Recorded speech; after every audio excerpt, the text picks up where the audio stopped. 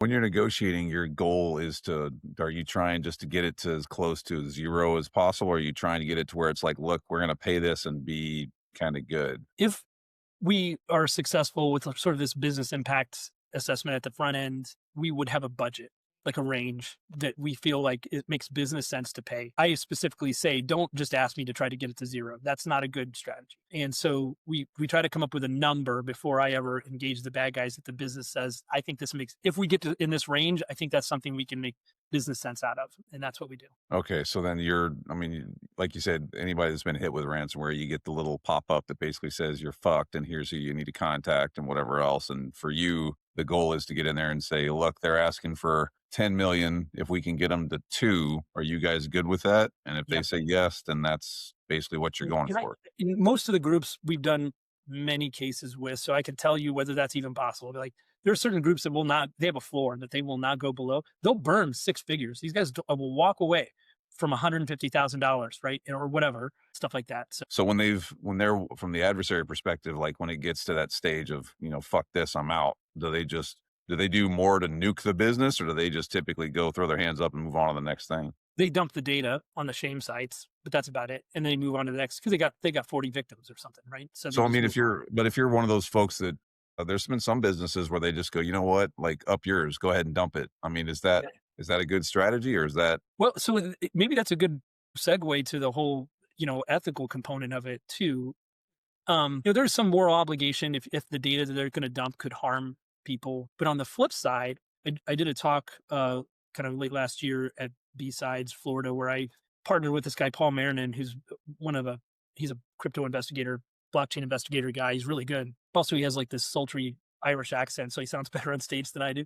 So we did this talk together, but basically he was able to connect the dots. I gave him a bunch of wallets and we, kind of collaborated on where we thought like some of the illicit funds might move through like charities and things like that. And he quantitatively connected the dots on the blockchain between like ransom payments and, for example, paramilitary activity in Russia against Ukraine.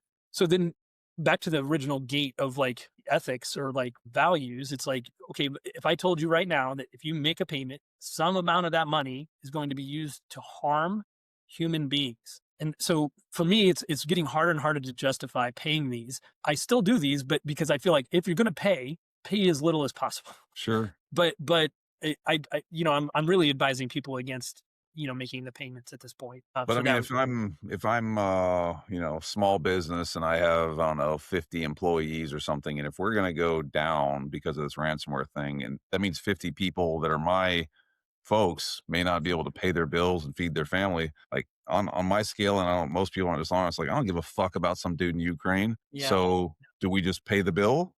Yep. And I will support those folks if, and that's a lot of the cases we do.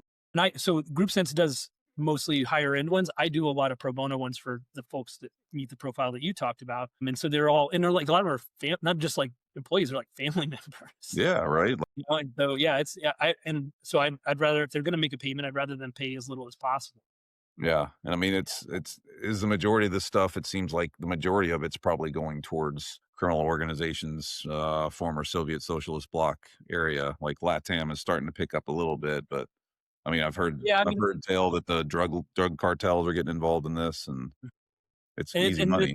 there's overlap, like Venn diagram overlap with like the Golden Triangle, like Chinese crime folks as well.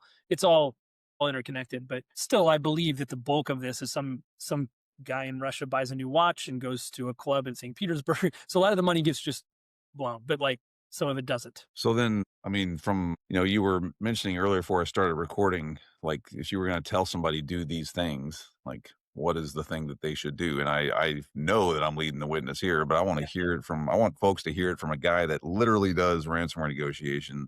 Are we full of shit when we tell people apply things around the concept of zero trust? Is that wrong? No, no. And we've had some version of this for years and it was least privilege, right? So, these guys are able to move around because the employees and staff have too much access, more access than they need to do their jobs. And if we could just do a better job of pruning that back, it would limit the impact tremendously, I think. And, and of course the other things are just, no password reuse, use an enterprise password manager, basically and patch your perimeter devices, right? So super simple stuff still doesn't get done. And for large organizations, it's hard, right? You have a huge attack surface and you have a lot of staff, right? It's hard. Yep.